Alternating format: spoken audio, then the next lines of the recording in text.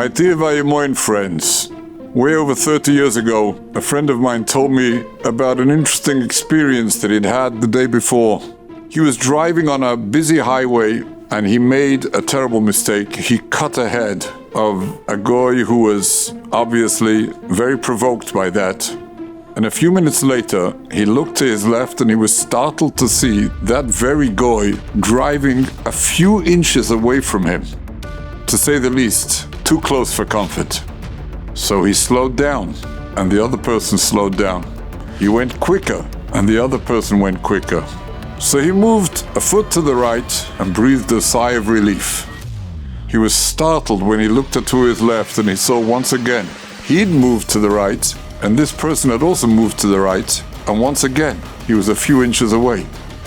He was very tempted to move again to the right, but he started understanding what was going on.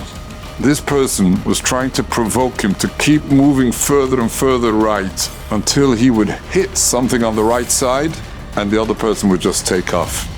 And at that moment, he recognized that what he had to do, as difficult as it was to neither go left or right and stay on his course, even though there was an overwhelming urge to get away, to have relief. Because deep down he knew there's no relief. Wherever I go, he'll follow me anyway. What an incredible mashal for so many milchomas we have in life, milchemes hayetzer. Imagine a boy who has such a difficult time getting up for Shachris, and the Yetzer Hara says, "You're so tired. Just give yourself another 15 minutes of sleep. You'll feel that much better." And he does that, and he gets used to sleeping another 15 minutes, and for the first day or two it seems so relaxed. Why didn't I think of this beforehand?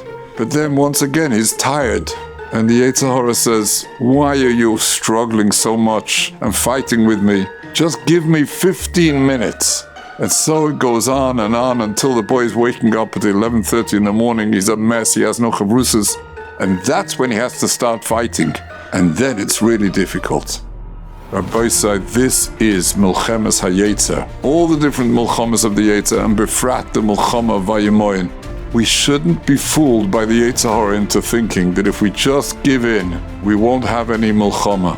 All that will happen is the Yetzer Hara will accept that part of us and move us to the next stage, and we'll be further fighting and fighting and fighting. And if we keep giving in to the Yetzer Hara, the time will come when the fight will be so overwhelming that it will be really, really impossible almost to gain back control. Maher yekadmunu rachmecho, ki daloinu ma'od. Musa Svarim say, start at the beginning. Let's recognize from the beginning, there's no way of getting away from the Milchemes HaYetzer. Let's stay on track. Let's do what that younger man did. And eventually the goy took off and left him alone. Hopefully we'll be zeicher to be menatzeach in the Milchemes HaYetzer. Amen. Kein Yiros.